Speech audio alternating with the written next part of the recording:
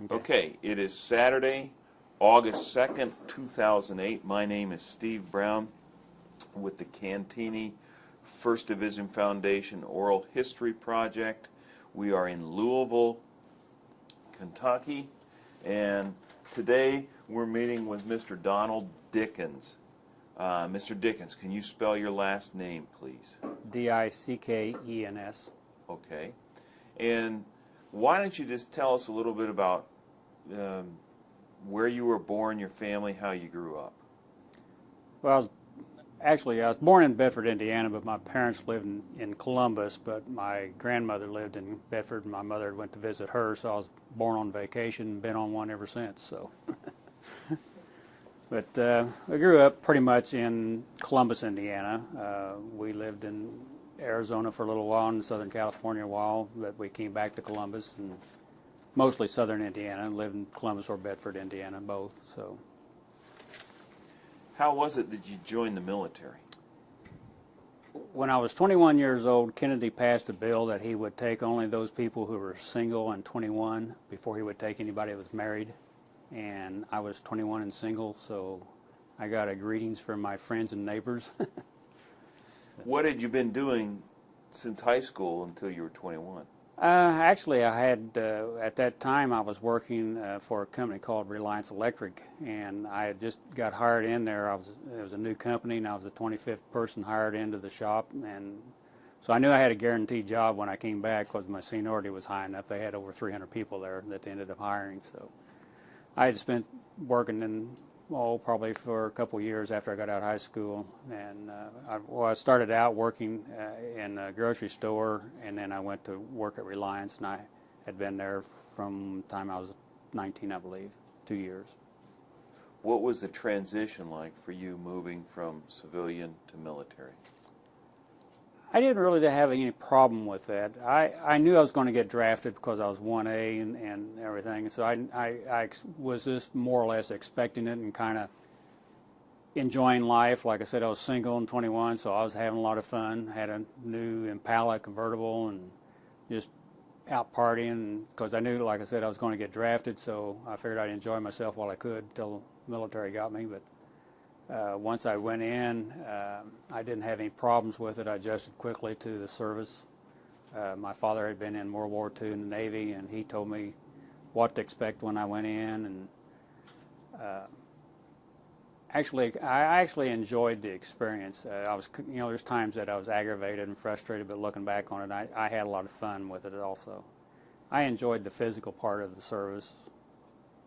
What aggravated you and frustrated you? Oh, probably mostly the hours, and after I got out to Fort Riley on permanent duty station, we were restricted where we had to bed check every night at midnight, so we had to be back in the camp if we went out on an evening for the weekend or something. But just the restrictions of not being able to do what I wanted when I wanted, I was at their mercy. How did your mother respond when you told her you'd been drafted? She wasn't too happy about it because she was married to my dad during World War II, so she lived through that. And I'm the only son, so I've got two sisters, so I'm the only son that was drafted. And she was kind of freaking out about that, didn't want me to go. Of course, at that time, Vietnam was just really wasn't that much going on. It was mostly advisory groups and support groups that were over there. In fact, when I got drafted, of course I never watched the news or anything because I was too busy running around, but I didn't know what Vietnam was even, and they kept talking about in basic training, some of you guys are going to end up in Vietnam, and we're going, what's Vietnam? Which I found out what Vietnam was. Where did you do your basic? I went through basic in Fort Knox, Kentucky here, and after I finished that, I had qualified to go to officers candidate school, so I signed up for that. And I had to either go into infantry or artillery, and I chose infantry for some reason. And ended up going down to Fort Jackson, South Carolina for AIT, or industrial or individual training, Army. So when I got down there, they had a backlog of those people that were qualified for OCS, and there was like 20 of us in the company. And they had room for 2 guys that they could take, and they had 2 guys in our unit that had been ROTC and dropped out of college.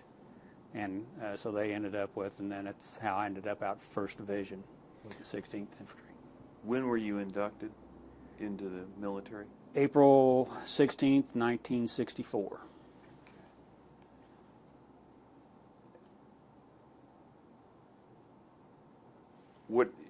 Where was your AIT again? In Fort Jackson, South Carolina. Just advanced infantry? Right. Okay. When did you report to Fort Riley? Right out of AIT, I flew. We had our orders, and it was myself and another guy that I had met in basic training. His name was Earl Berger from Ohio, and they sent both of us to Fort Riley. We left AIT at Fort Jackson, South Carolina, and went straight out to Fort Riley, and ended up with the company that we were in. What did you know about the Big Red One when you arrived at Fort Riley? Really, I didn't know anything about it. Really didn't know any of the history or anything. And when we got out there, and of course we went into a processing company, and then they loaded us on trucks and took us out to our camp, which Fort Riley is made up of 5 camps. And I was in Camp Funkston, and when I got to Camp Funkston, I jumped off the truck, and my feet hit the ground, and I saw the sign said Rangers, and I thought, something's wrong here. This isn't where I'm supposed to be. But I found out later that it wasn't the real Rangers. That was just a name that they had from, it was, way I understand, it was from sort of a name that they chose to, several years ago, to call the company or the battalion. But it was an interesting. I enjoyed it. I had a lot of history with 16th Infantry. It has a lot of history. Did you learn that as you were going, or? I learned that out there as I was there. At Fort Riley? At Fort Riley. How was that communicated to you? Most of it was word of mouth, but there was, I believe I had a pamphlet or something that they gave us at the introductory when we first got there that kind of explained the history of the unit. Who was communicating it to you by word of mouth? Just soldiers or the sergeants and officers of the company and the battalion. Okay. How long were you at Fort Riley? About a year, because we left. See, I got drafted in April, and I went through basics. So April to May, June, July. So it was August. It was probably about August time I got to Fort Riley, and then I was there until June of the following year of 1965, and that's when we went over to Vietnam. Did you get any leave before you went to Vietnam? Yes. We got 30 days to come home, and of course they told us that we wouldn't tell us where we were going, but we knew where we were going. I mean, the scuttlebutt in the service is pretty good for some of it. So we kind of knew where we were going, but we weren't supposed to talk about it.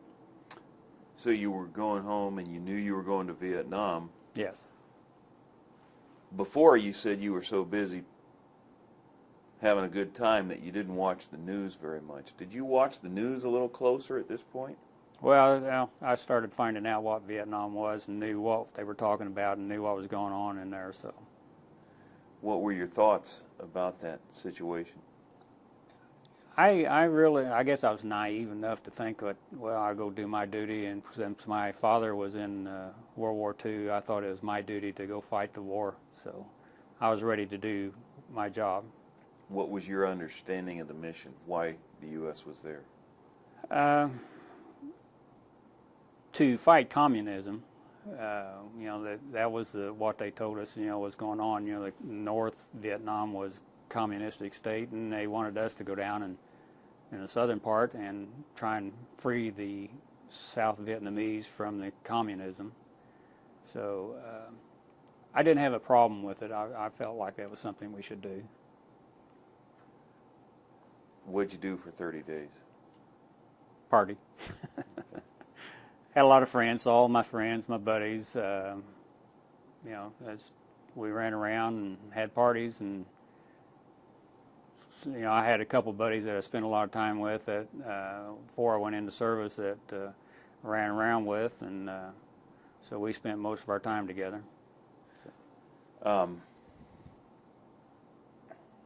You go back to Fort Riley. Mm-hmm.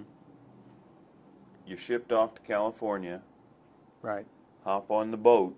Yes, that's Correct. right. I believe it was USS Grant, I think was the name of the ship that we were on. It was a merchant marine ship for troop transport, I guess, from World War II, from what I understand. Was that the first time you'd ever gone to sea? Yes. What was that like? Well, fortunately, my dad told me what to expect, and it's two things he told me to be sure was number one, keep your stomach full, because that's where most people get in trouble, because they're afraid to eat, because they're afraid they will get seasick. And he said, keep your stomach full. He always kept crackers in his locker, so that was something I took with me.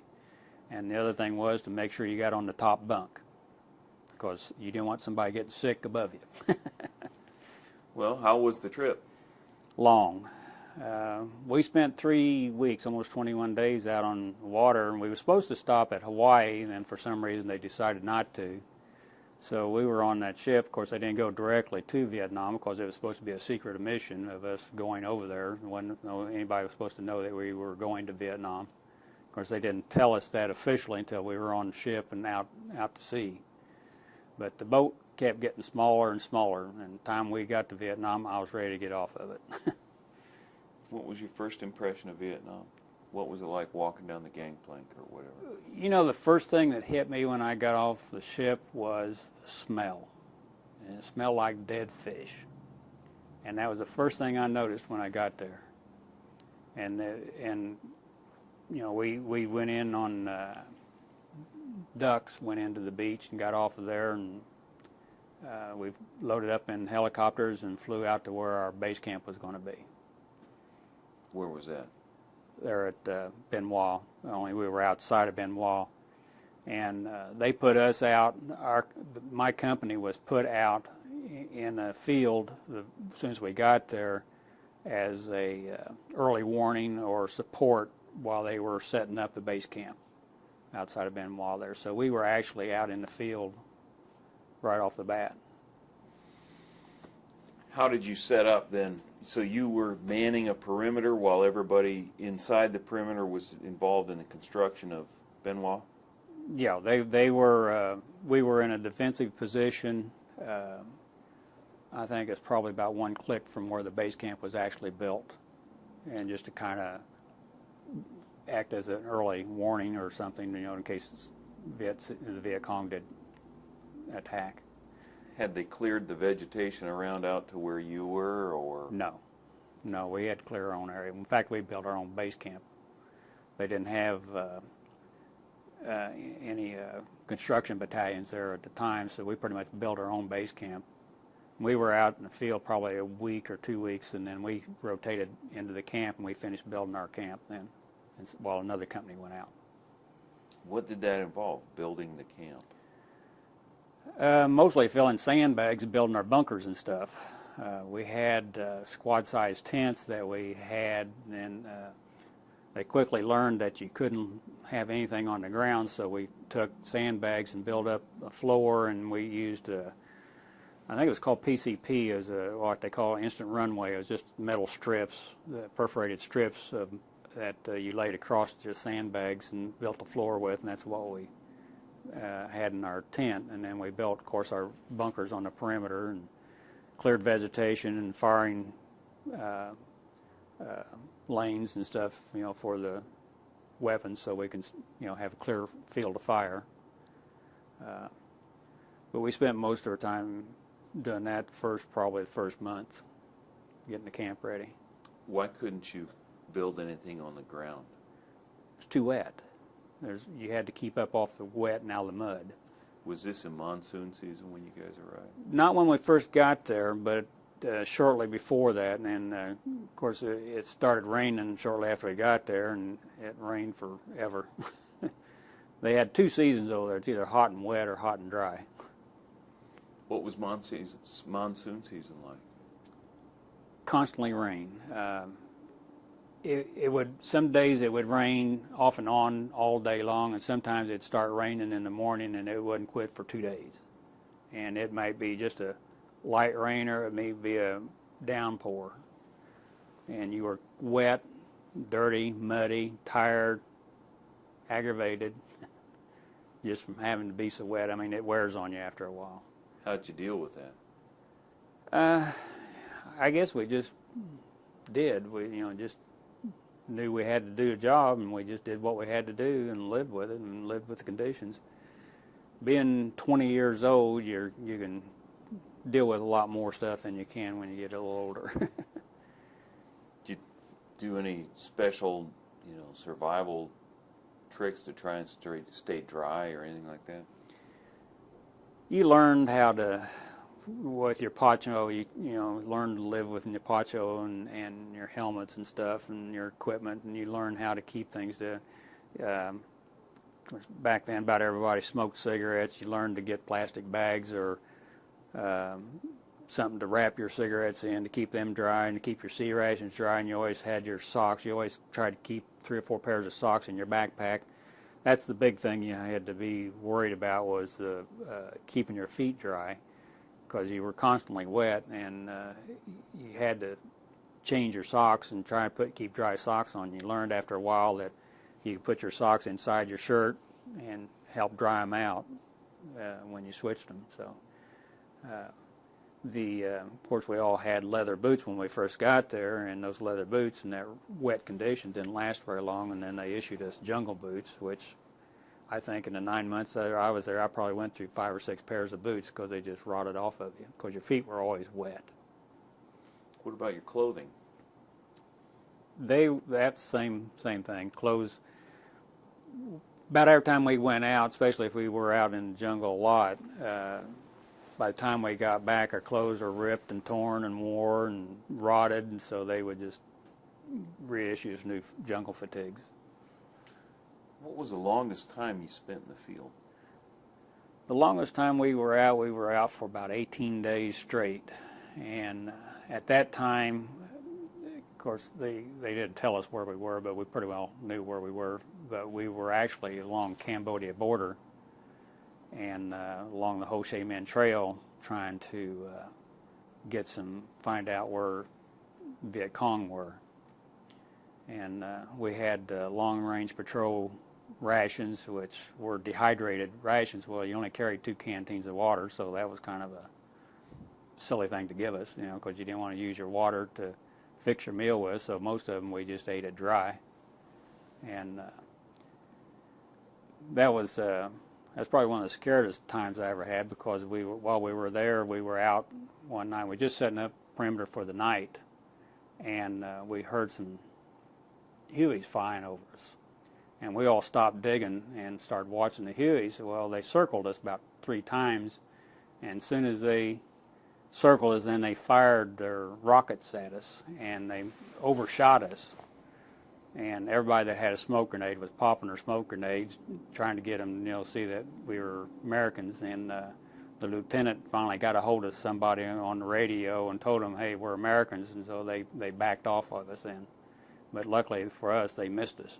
Otherwise, if they'd hit right in the middle of our platoon, we'd probably had some casualties. Did you have any contact with the North Vietnamese or the Viet Cong during this 18-day period? Brief skirmishes during that time. We never stood and fought, because most time we were outnumbered anyway, because most time we were in a 2 squad or a platoon size, so there was only 20 to 40 guys. And so whenever we went out in the jungles trying to find out where the VC were, if we encountered them, we would have a brief firefight, and then we'd pull off and call in airstrike and get out of there. So we never actually stood and fought. What size unit? Squads, platoons? Yeah, your squad's 10-man, and sometimes you'd have anywhere from a squad to a platoon size, which would be 10, 20, 30, 40 guys. Just depend.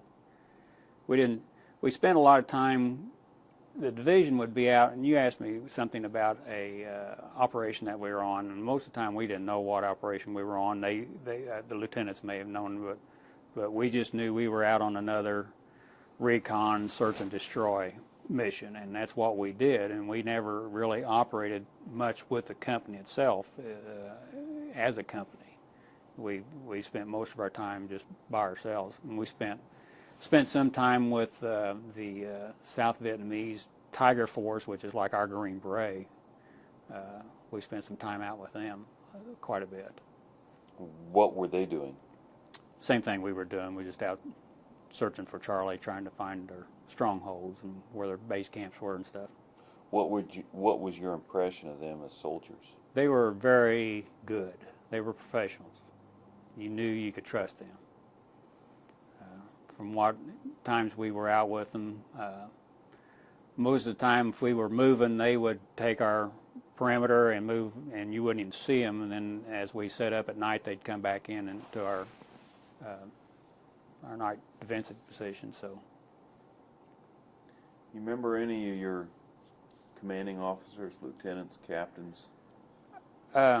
I actually remember my lieutenant because his name was Lieutenant Avery. He's from Indianapolis, and he was a basketball star, and he'd went to OCS, and that's how he ended up as a lieutenant.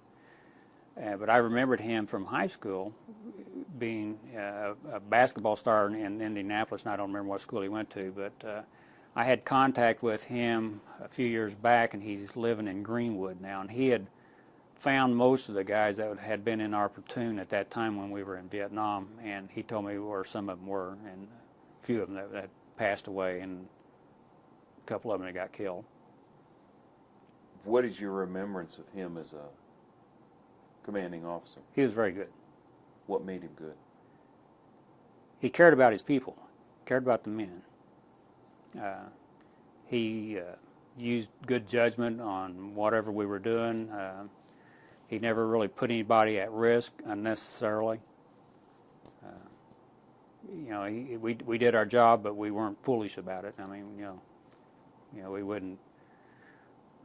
Well, one thing brings to mind. One night we were walking up a road at night, which was something you didn't do, and it wasn't his choice.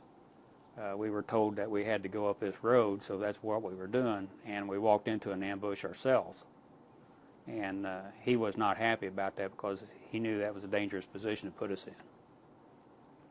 What was that like? Pretty scary. Can you tell me about it? Well, I found this out later, but when we were walking up the road that night, and we actually had a Vietnamese dog handler with us. They had this Doberman with him, and we were in two columns, one on each side of the road, and there was a rifleman in front of me, and then I was the second one in line with my machine gun. So the lieutenant and the dog handler was close by. I mean, they were close enough that I could hear them talking. Anyhow, the dog handler stopped because the dog stopped, and I heard him tell the lieutenant VC.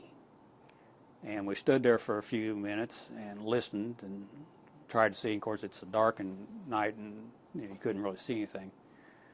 So anyhow, we started moving forward again. The dog stopped again, and I heard the guy say VC.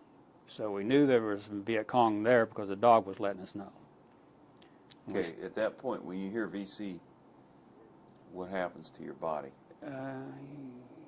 You're ready for action. When I heard him first say that, I flipped the safety off my machine gun, so I was ready to go. And so we was listening intently, and everybody was watching as much as we could. And we didn't go probably 3 or 4 more steps, and all of a sudden they cut loose, and as we found out the next day, they had a 50 caliber machine gun. And all I could see was tracers bouncing down the middle of that road, so I dove to the side of the road, which is what everybody else did too. And as soon as I landed at the side of the road, I saw some flashes off to the right, and so I opened up my machine gun, and it probably wasn't more than a minute or two battle there, but then we pulled back quickly, and we backed up and pulled up about 1 click down the road, and then we set up into a defensive position for ourselves for the night. The next morning we got up and we went back up there to the area, and we found, and apparently there was 3 Viet Cong with a 50 caliber, and we got all 3 of them. So, And the weapon as well? yeah, and the weapon, yeah, it was one of our weapons, actually. It's one of our 50 calibers. What size machine gun were you carrying at this time? 30. How much does that weigh? 30 caliber? A 30 caliber, it's an M60 30 caliber machine gun. It weighed about 30 pounds. And I usually kept about a 50 round belt clipped in it when we were out.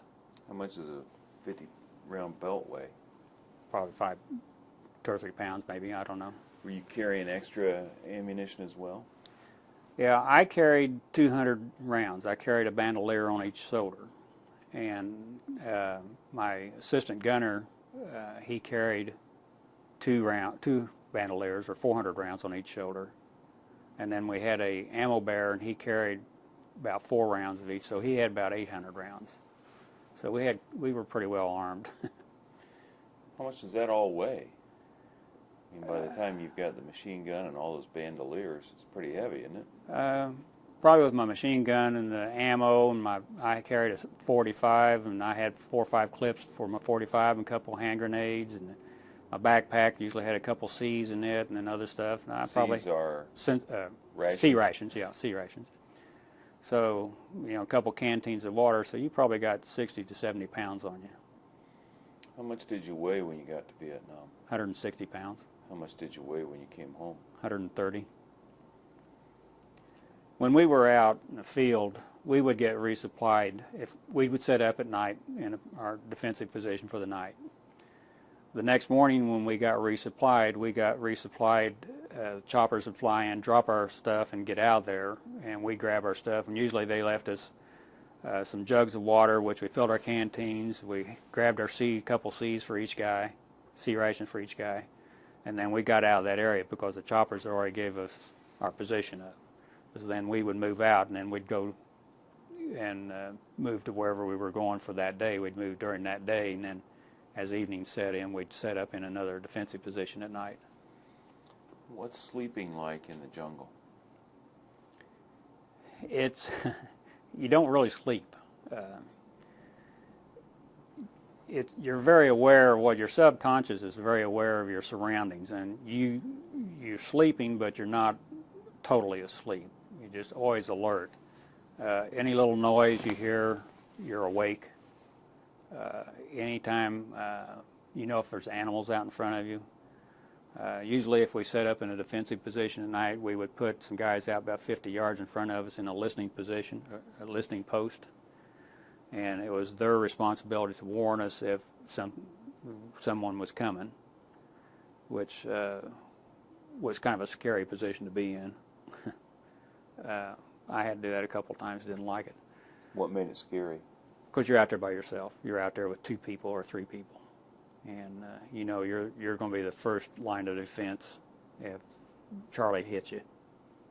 So You're out there for 18 or 19 days. Mm-hmm. You're walking all day. Mm-hmm. You're not getting much sleep at night. No. How do you feel when you come in after 18 or 19 days? Tired, wore out, and you get it. If you're in base camp, you can get some sleep if you're not put on the perimeter. But sometimes you come in at night or into base camp, back into base camp, and you've been out. Most of the time, we were out 5 to 6 days at a time. We weren't out that long. But by the time you got in and you had other duties that had to happen, like there's usually KP duty and stuff and different details that different people would go on, and then you may have to be on the perimeter that night, and so you're still at least you're in a bunker where you got some security and you can get a little bit of sleep or rest. If you're fortunate enough not to be, you had a cot that you could sleep in. So, of course, you had your mosquito netting and everything else around you too. So, So insects problem for you when you're out there in the jungle? they are to some extent, but they had what we called bug juice, which was a insect repellent that was really good. I mean, the bugs would get around you, but most of the time they didn't get on you. and you could hear mosquitoes buzzing around your head all night long, but they pretty well stayed off of you. What was your responsibility as the machine gunner?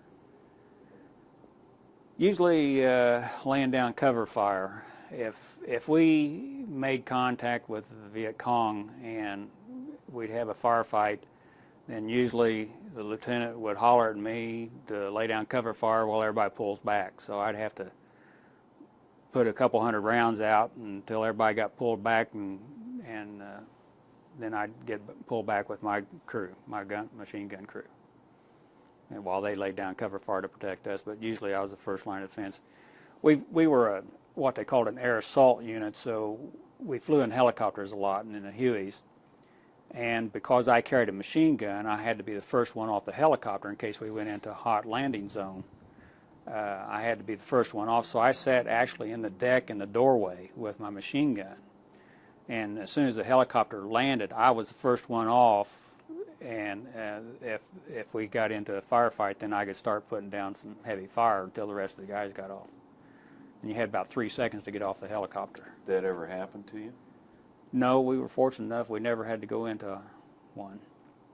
The things that I remember most is usually the funny things that happen, and one of the things that happened to me was that when a helicopter come in to land, you'd feel it lift and set down. So they told us we were going to go into a hot LZ, and so I'm sitting there, I'm ready to go. And when we come in, and I thought the helicopter set down, well, I'm looking at the tree line, and we're over a rice paddy, and I didn't realize we had not set down. We were probably about 8 or 10 feet off the ground, and I slid out, and next thing I knew, I'm waist deep in the mud. I can't move. I'm stuck there, and then finally the helicopter sat down, and the guys had to take my gun and pull me out of the mud. So I was glad we weren't in the hot LZ, because that was a heck of a step off that helicopter that day. They have to pull you up with the helicopter? You just grab No, they just a couple guys just grabbed me and pulled me out. But okay. You mentioned that there was a dog handler there. I'm just curious, were there other animals around you in camp? Do you remember? Pets? No, we didn't have any pets or anything. There wasn't. I don't recall any other animals around. The dog handlers, when we first got there, we really didn't have any Vietnamese people with us in our camp. That was later on when we moved up to Bearcat that we started having dog handlers and interpreters. We were pretty much on our own when we were at the first camp that we built. Were there any villages nearby? Now, Benoit was probably a couple clicks from where our base camp was, and there was some houses and stuff around there, and there were some Vietnamese people around there, some locals around. After we got our base camp built, there were some locals that would come in to camp and give us haircuts and do our laundry and stuff if we wanted to. Most of the guys used them. What were your impressions of the Vietnamese people? We didn't trust them. Why not? Didn't know who was VC. You could be out, they could be in there giving you a haircut that day and that night out shooting at you. You never knew. You never knew who the VC were because they lived among the people. So our first confirmed kill when we got to Vietnam was a Viet Cong who had a card on him, and they found out that he was 21 years old and had been in Viet Cong for 10 years. The card had his... Oh, he had the information on there. Okay. So you never knew. So, I mean, that means at 11 years old, he was a Viet Cong. So you never knew who was and who wasn't. You didn't trust anybody. Were you present when they had that first kill? Yeah. Yeah, it was our squad, our platoon that did it. What was that like for you guys? It was, you kind of detach yourself from things like that. I mean, you didn't think that much about it. It was curious, but you didn't want to know too much. But I don't know, it's hard to explain something like that. You can't feel anything. One of the things when you were in Vietnam was that if somebody got killed, it was hard on you. but you put it behind you quickly and you went on because you couldn't dwell on it. It's just it's just something that mentally you just not something that you want to think about, and that's where this post-traumatic or syndrome comes from. Is it starts to come up afterwards, after you get home, and after it starts coming up, and it finds its way back to the top because you suppress it for so long. Did you have to deal with some of that? A little bit, yeah. I had a flashback one time, and it was so strange because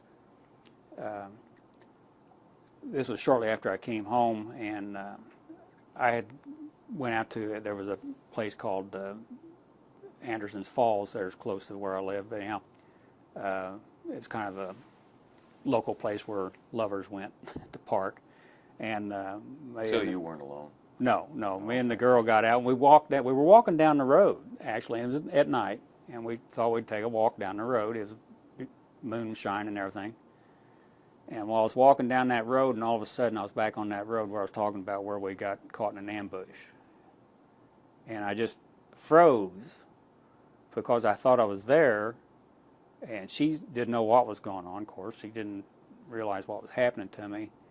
And it just lasted a few seconds. It was just a strange feeling to have that happen to me. And when she realized there was something wrong with me, she was asking me what's wrong. I said, we just need to go back to the car. So we went back to the car and then left. But it was just, didn't want to deal with it, I guess. Did you explain to her what was going on? No, I didn't really. I just told her, I said I just want to leave. So back then I didn't really talk about it that much. Why not? It's just something you didn't want to think about. I didn't want to bring those feelings back up again, and those thoughts and memories. It's hard to talk about stuff like that. It really is. This is probably the most I've talked about it since I've been back. 40 years later, and I don't want to talk about it that much. Well, I appreciate you taking the time and the effort that's required. Yeah. To do that today. I'm going to ask you another difficult question. How did you respond the first time you saw one of your comrades go down?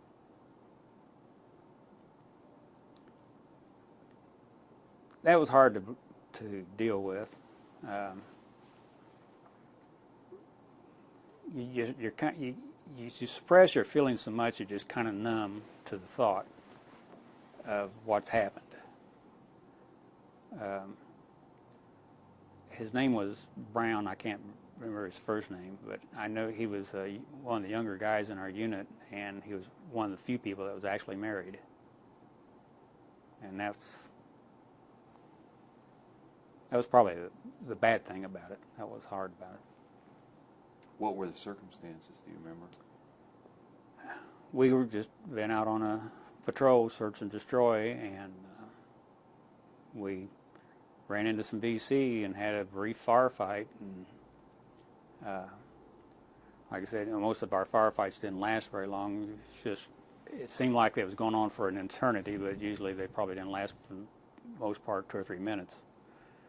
And either Viet Cong would break contact or we would. And it was just hard to. I don't know how to explain it. It was just a brief encounter. It was one of the many fights that we'd been in. So probably the most that we ever did really was we did come across one time. We did find a regional training center for Viet Cong, and we had a brief battle with them. We didn't know what it was. We just thought it was a camp. So we had a brief battle with them. We pulled back and called in airstrike. And we set up in a defensive position for the night and waited till the next morning because it was late in the evening when that happened.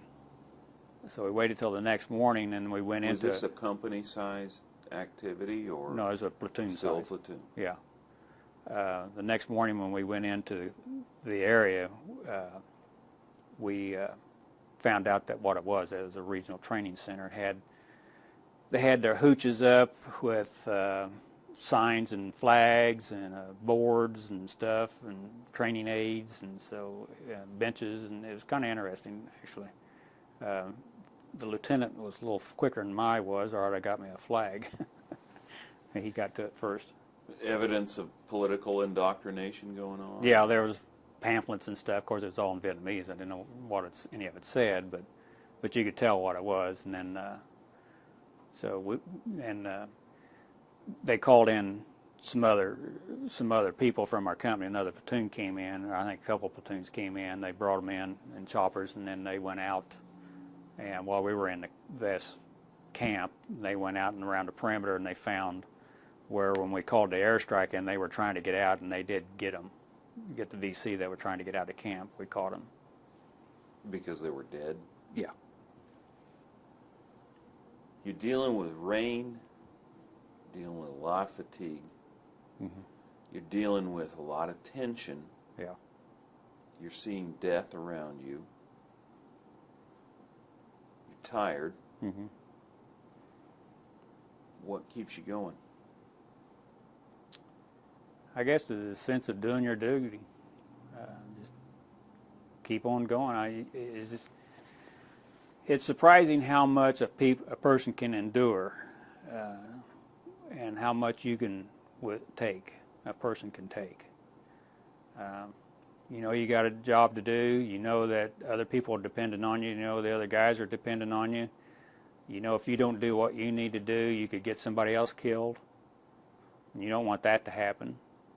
You don't want somebody's death to be your fault, so you do your job. You do what you got to do, and you just don't. And that's from the training that we had, and we spent quite a bit of training the year before we went over there in guerrilla warfare and search and destroy and platoon size and squad size activities. We spent a lot of time in training. And just so that you react to a situation. You don't stop and think about what you got to do. That's just like when we walked into the ambush that night. I didn't stop and think about what I got to do. I just did it. And I knew what to do and when to do it, and just reacted to it. And you react to the situation, which is what the training is for, is to teach you to react to the situation. Don't stop and think about it. When you stop and think about it, that's what's going to get you killed, because that time it takes you to think about it is a time that you're not doing what you need to do. Do you ever have opportunity to take R&R? The only time I got anything, we would go into Saigon. We could go into Saigon for an 8-hour pass. And at that time, Saigon was still secure enough that we could go in civilian clothes and didn't have to take our weapons with us. So that was the thing to do, was you go into Saigon and you usually go hit the bars, basically is what it amounted to. And some of the guys, they had steam saunas and steam baths there and stuff that the guys went to, and got to see some of the town, and they had some movie theaters there that you could go to. There was a Navy PX in Saigon that you could go and get personal items and stuff while you're there. We had a small PX in our camp where they brought some stuff in for, shaving cream and razors and all that stuff. But if you were in Saigon, you could go in and they had a bigger selection of things, so you could go into the Navy PX and get what you wanted. What about at Bearcat? Did you have, we talked before at Benoit, interaction with the Vietnamese. At Bearcat, did you have more interaction, or village nearby, that kind of thing? They did have, they used the Vietnamese people, the South Vietnamese people, to help construct that. So they were frequently around there, and the water purification plant was just outside of our base camp, just in a little hamlet there. and they actually had to have people set up a perimeter at night so that the VC would not come in and do something to the water purification plant. So that was part of the duty. If you were in base camp or in Bearcat, then somebody may have to go out and spend the night on the perimeter, watch for the water purification. And I'm not sure why. Maybe the water was more plentiful there than it was in the camp. I'm not sure why they had that outside the camp. Well, again, I'm going to ask you, what were your impressions of the Vietnamese people in that area?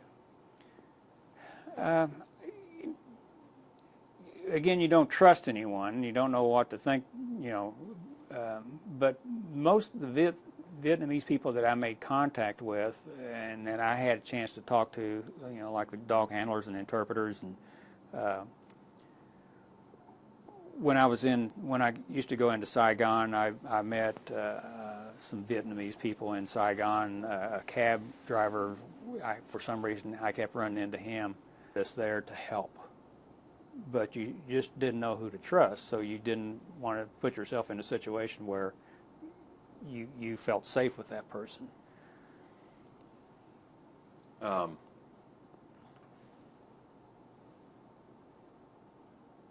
did guys deal with, or were there ways to deal with the experience in terms of coping with the stresses, coping with the danger, coping with the fatigue?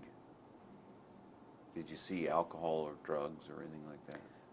I didn't see any drugs. I mean, everybody, not everybody, but most of the guys drank beer when we were in camp. I mean, that was just something we did. It was pretty free for Plentiful. Yeah, plentiful. Yeah, very plentiful. And I do know that there were people that smoked marijuana, but none of the guys I was with did, and I didn't do it there. But you knew it was around. But early on, I don't think the drugs were such an issue as it was later on. And you're there at the first bunch that went in 65, 66. Yeah. The First Division was the first combat unit to go into Vietnam. Until that time, there was nothing but advisory groups and support groups. We were the first combat unit to go into Vietnam. The First Division was. So you guys must have learned a lot of lessons the hard way. Yeah. Is that safe to say? Yeah. We learned a lot of things that later on, and we passed it on. As we started getting replacements in, we would start passing that information on. And the worst time to go into combat, the most dangerous part of being in that situation is the first 3 months you're there because you don't know anything. And the last 3 months, because you're thinking about going home. You're thinking, I've got this far, I've made it, I'm going to make it all the way. So you're not totally thinking about your job. You've got that thought behind your mind, in the back of your mind, that you're going to go home, and it works on you. I saw a guy that was getting short. He only had a few days left, and they told him he had to go out on night patrol, and the guy just totally lost it. He just went crazy. He started crying and screaming and hollering, and they had to take him out of there. And I don't know what happened to him. That was the last I saw of him. But that thought of coming home and thinking that you might make it is what gets you killed. You can't think about home and thinking about it. A friend of mine's daughter was in Iraq, and I told her, I said, the first thing you got to stop to quit thinking about it is that you're going to go home. You just figure you're pretty much dead, or you're going to die. Because if you try to think about you're going to make it through and you're going to get home, you're not going to make it. In the first 3 months, what kind of mistakes for a guy who was new in country, what kind of mistakes might be deadly mistakes? Well, just as an example, we had some replacements come into our camp. This was when we were at Bearcat. We had some replacements come into camp, and we had a no man's land from our bunkers to the outside perimeter wire where there was claymore mines. And we had been gone out, and we came back in for the night, and I heard a couple of young guys, replacements, talking about. I heard one of the guys asked him, said, "What did you find out there last night?" And he said, "Oh, it wasn't nothing." Said, "I just walked out to the wire." And I said, "What are you talking about?" And he says, "Well, I got bored, so I walked out, got out of the bunker and walked down out to the wire." I said, "I want to tell you something right now." I said, "If one of us guys had been here, you'd be dead right now, because somebody in that area is not supposed to be there, and we would have just shot you. We didn't care who it was, because you don't know who it is at night. You can't see that well. You can just see shadows." So that's the kind of dumb things that happen. These guys just don't stop and realize what they're doing. Another situation was, and this is more of a medical thing than anything, was taking your salt tablets and drinking water. We had these young kids, 19-year-old kids, coming in there that had been through basic training in January and February in Washington State, where it was 30 and 40 degrees, coming over there to 120-degree temperature. And we'd tell them, "You got to take your salt tablets." Well, they thought they were too macho and didn't need salt tablets. So it didn't take long for one of them to pass out, and then they all wanted salt tablets then. So it's just, not listening to the guys that knew what they were doing, had been here for a while. That's what we usually, when the guys got hurt, is that they didn't pay attention to what the guys had been there. When you'd been there a while, did you modify your equipment or make changes in the kind of weaponry you carried? Most of us carried hunting knives. We didn't carry our bayonets, because the bayonets had a tendency to rust into the scabbard and you couldn't get it out. So we carried hunting knives. You always kept your knife sharp, not so much to use on a person, but when you're moving through the jungles, there is so many little vines the size of a twine or something that can catch you and it can't break, and so you got your hunting knife out, and of course when I had that machine gun, I usually had it up on my shoulder carrying it through the jungle, and it was always hooking on something. So my assistant gunner was cutting me loose, and I was always cutting somebody loose in front of me, because they get tangled up in the vines. And so you learn quickly how to get through, how to move through those jungles. And like I said, when they always told us, like I said, I carried at least 50 rounds in my gun at the ready. Well, they usually told you not, when you first got there, we didn't load our guns until we needed them. Well, that wasn't the right thing to do. You had to have it ready so you could use it as soon as you were ready. We chambered a round and was ready to go. Same way with your personal weapon. You kept the round in the chamber. We just knew that we had to have the guns that are ready. As far as other equipment, some of the guys didn't like to wear helmets, but when we first got there, we didn't wear them, but we had a couple guys got injured, so they said you got to wear your helmet, which was probably a good thing, because one of the guys actually got hit in the helmet, but it glanced off his helmet. If he had not had his helmet on, it would have killed him. So he was fortunate there. But flak jackets was another thing. They were hot and heavy. Of course, it's not like the Kevlar today. It was a thick jacket or vest-like. And most of the guys didn't like to wear them because they were heavy. That was just something else heavy to wear or carry with you, so we quit carrying them.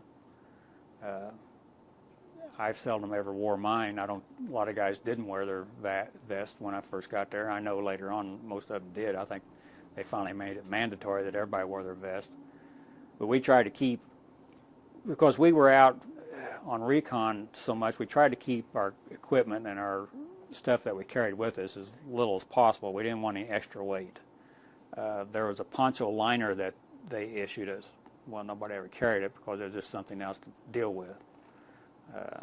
Some of the guys didn't carry their ponchos. If we was only going to be out for 2 or 3 days at a time, they wouldn't even take their ponchos, and they just lived in the weather the way it was, which you get used to it after a while. It sounds like it's hard to do, but you do get used to being wet.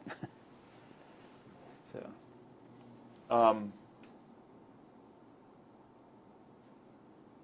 The last 3 months, you've said that the last 3 months you had to be very careful.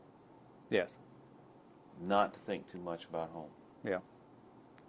At what point did you start to allow yourself to think about home? Probably about the last 3 or 4 days I was there. I kept waiting. We were out in the field, and every time we got resupplied, I was bugging my sergeant, "Can I go? Can I go?" And he's, "Not today, not now. You know, you're not. We can't let you go yet." And Had your time come and gone, or? yeah, well, no. I just knew I was like I was supposed to get out on my separation date was supposed to have been April 16th. So by about the 12th, 11th or 12th, I started bugging my sergeant every time a chopper come in. I wanted to get on that chopper and get out of there because we were out in the jungles and we'd been in contact with Viet Cong, and I wanted to get out of there because I knew things were getting dangerous for me to be there any longer. So I was constantly bugging him every time we get resupplied. Every time a chopper come in, I was wanting to get on it. And when he finally let me go, he told me to get on the chopper, I just turned and handed my machine gun to my assistant gunner and took off. Went back to Bearcat? Yes. Okay. How long were you in Bearcat? I was only there for a Before you day. came back? Yeah, when I went back before I processed down? Yeah. Yeah.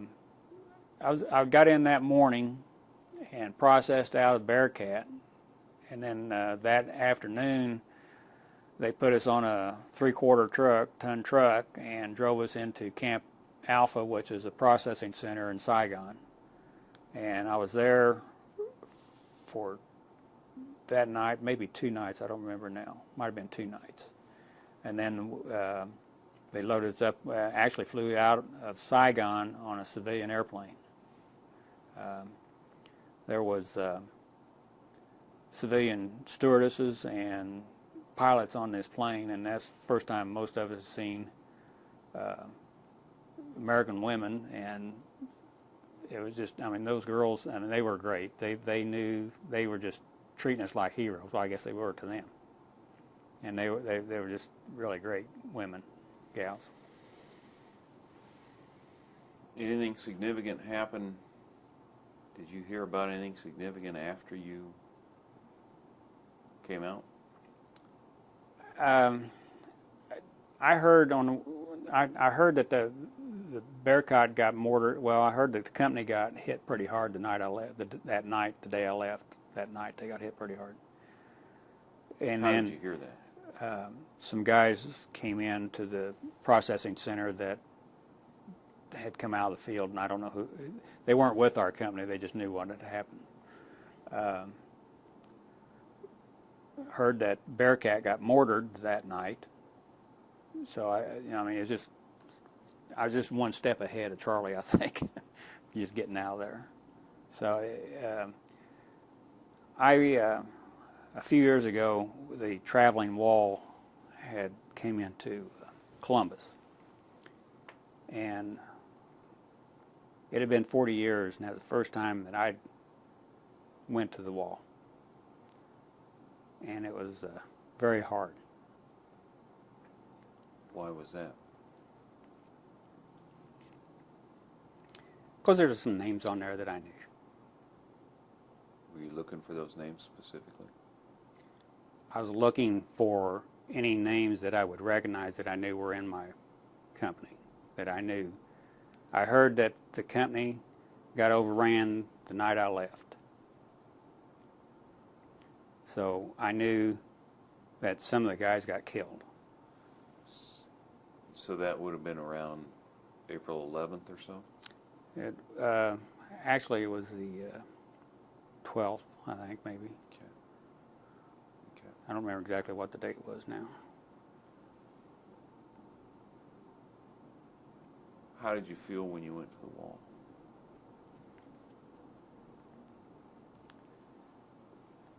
It was very difficult.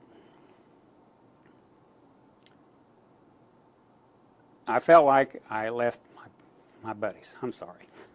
You're fine. I felt like I left my buddies behind. I let them down by it because I abandoned them. Why did you think you abandoned them? Because I left. But you were allowed to leave, right? Yeah, I was. The company commander at the time came to me about a month before I processed out and offered me another stripe and 30-day R&R if I stayed. And I turned him down because I didn't have a full tour. The full tour was 13 months. But it's, I can't really explain why I would feel that way. It's just knowing that happened and I wasn't there doing my job was the thing that was hard. I had the experience. I knew what to do. I was good with my job. I did my job well. And there just wasn't somebody there to do it. Do you think you could have made a difference in that situation? I don't know if I'd have made a difference or not, but I'd been with them. So I could have, maybe. I don't know. It's just a feeling that it's hard. That's your family. Those are your brothers. So you lose part of your family there. You know. Did some of your buddies, were they killed in that action subsequent to you leaving? There was a couple guys that I were friends with that got killed, yeah.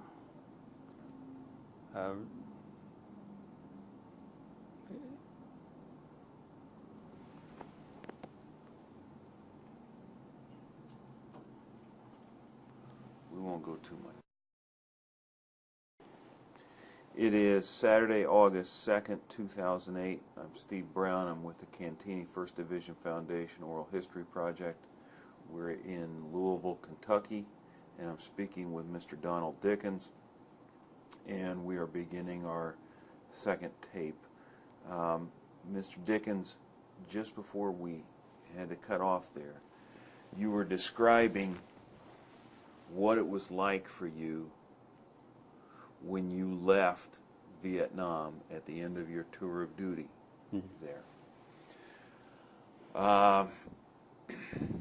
What did you think when the plane took off?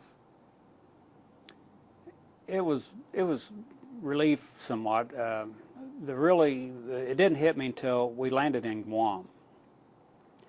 And when we landed in Guam, I just happened to be sitting back door of the plane. And when we landed in Guam, they had just mowed the grass in the airfield there. And I stepped off the plane, and that was the first time I smelled fresh air, because, like I told you at the beginning, one of the first things I noticed was the smell of dead fish, which is from the rice paddies.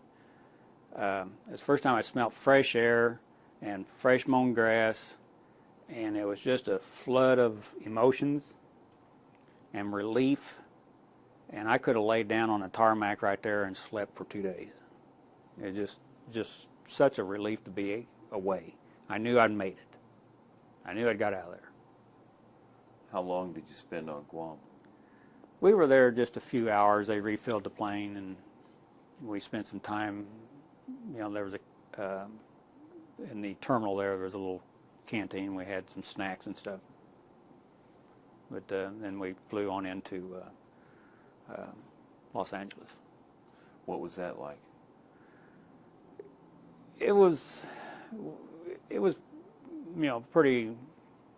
To be honest with you, I don't really remember, and there was kind of a blur right there. When I got back into Los Angeles, we went to the camp, and the thing that sticks out in my mind more than anything, and when we finally got back to the camp, was everybody did the same thing. Everybody grabbed their soap and shaving equipment and everything and hit the showers.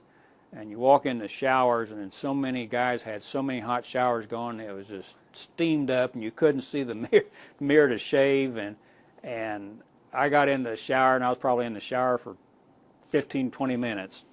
because that's the first hot shower I'd had in 9 months, and just felt great. And everybody was doing the same thing. We were just, trying to get the muck and dirt and Vietnam washed off of us. And it was great. And slept in a regular cot, bunk bed with real blankets and sheets on it, and spent the night there, and it was great. After we got done with our showers, one of the things they did, they marched us all over to mess hall, and they gave us a T-bone steak. It was probably that big and that thick, and we could only get one of those, but we could have all the fresh milk and side dishes and ice cream and anything you wanted. They had it there, and I know it kept one guy busy trying to fill up the milk dispenser, because that's the first time any of us had fresh milk in 9 months. How long were you there in California? Just a couple days, just to process out. Went to, you had to go through getting, separate your equipment and everything, and turn all your equipment in, and then they went through a processing company, or where they just checked your medical records, make sure everything was up to date, and your pay records and everything, and then they issued your separation pay to you, and gave you your plane ticket, which I was flying home, and sent me to the airport. So the end of your tour of duty in Vietnam coincided with the end of your service requirement. Yes. You didn't get posted somewhere else. No.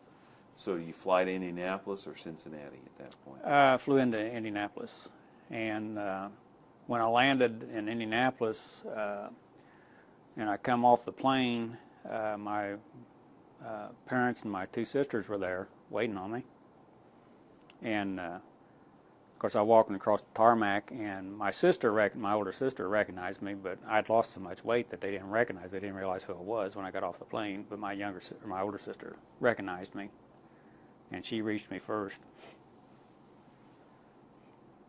What was it like getting reintegrated into society? That was the hardest part, really. We didn't get any type of debriefing or anything. They just took us straight out of the jungles and put us on the street, and I can look back now, and quite honestly, I know that I was not mentally stable. I had a drinking problem. I had, for the first 6 months, that's all I did was drink, and I was working at the time, but had a little bit of run-in with the law from the drinking, and that was in November. I got home in April, and that was in November. I had a little run-in with the police, and that kind of got my attention, and I realized that I had to straighten up, try and get my life put back together. Are we talking just disorderly conduct, something like that? Yeah, public intoxication, yeah. So what did you do? Just basically quit. I didn't quit drinking, but I quit drinking so much, but pretty much cut back and tried to just get on with my life. Of course, I'd gone back to Reliance, because by that time I was like number 10 on the seniority list the time I got back, and so I had a permanent job there in the union, and just tried to move on from my life. And why do you think you drank so much when you got back? Probably because I didn't want to have to deal with memories. Just numb me, just to forget what I've been through and what I did. By that time, the Vietnam War was starting to get to the point where people were starting to hear a lot more about it, and it was on the news every night, and people were starting to have bad attitudes about it. And as it got into the end of the 60s and into the 70s, everybody just turned against it. So, how did that make you feel? I have no objections to the people. The thing of it was, and I realized, and I told my mother this. Well, in fact, I sent her a letter when I was overseas about it.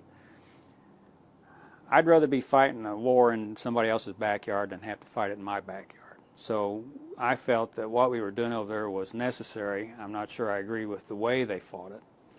But when I got home, so many people were against it, and at first I thought, you people don't know what you're talking about, but as I got around people more and I realized that this war went on for 10 years. So you had a young man that's 13, 14 years old, very impressionable, and he's listening to his parents saying that the war is bad and his preachers saying the war is bad. So by the time he comes draft age, what's he going to do? He's going to go to Canada because he doesn't want to be involved in that war. So I don't have any animosity towards people in that respect. What I have a problem with is people that did not respect what we did as servicemen in supporting our country and doing our duty as a serviceman. That's the same with the Iraqi war today. I support the troops 100%. I admire them, especially with the way things are now. I don't necessarily agree with our policy in being there now. I think we had a reason for we should have done something about when we first went in there, but I'm not sure about it now. But with Vietnam, it was so long that it lasted, and people became so bitter about it, and then people that had no idea or that were too young to understand it would come up to you and say, well, how many babies and women did you kill? And they had no idea what they were even talking about. It's just something they heard somebody else say. How did you respond to that? I usually tell people I never kill anybody that wasn't trying to kill me. I mean, that's kind of a hard thing to say, or kind of cold thing to say, but it's a fact of life. You know, I didn't go over there wanting to go kill a bunch of people. That wasn't what my intentions were. When I did it, went over to do what I was asked to do. How do you feel about that today, the fact that you may have or did kill people? It was just something I had to do. It was my responsibility to do what I had to do.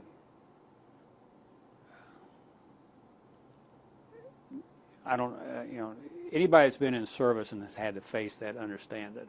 It's the people that's never been in service that doesn't understand it. They don't understand what that sense of duty is that you feel being in service. I don't think to just like with the terrorists, they just go out and target civilians for a reason. I mean, just to terrify people. We didn't go out to try and kill civilians. We didn't go out and try to destroy families or anything. We were trying to protect the right of choice, to be able to choose how you're going to live. And that's what I did when I was in service. That's the thought that I had in my mind. That's the way I justify things to myself, is that I did what I had to do to fight for the protection of people's choice. I can choose to go to whatever church I want to. I can choose to go into politics or have an opinion against politics because that's my right.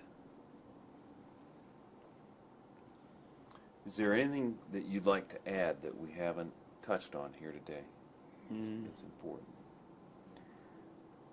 No, the one thing I mentioned when you and I were talking, I think on the phone, was the fact that when the Vietnam veterans were coming home, the government, for whatever reason, never did anything for them until 20 years later. And that's something that I think that we need to be very aware of, and people need to be very aware of now, is that they need to be doing something for these veterans coming home now. We need to do something for them to help them to integrate back into the society and move on with their lives. Well, Mr. Dickens, on behalf of myself and my family and Ball State University and Cantigny Foundation, I'd like to say thank you for your service to your country and welcome home. Thank you.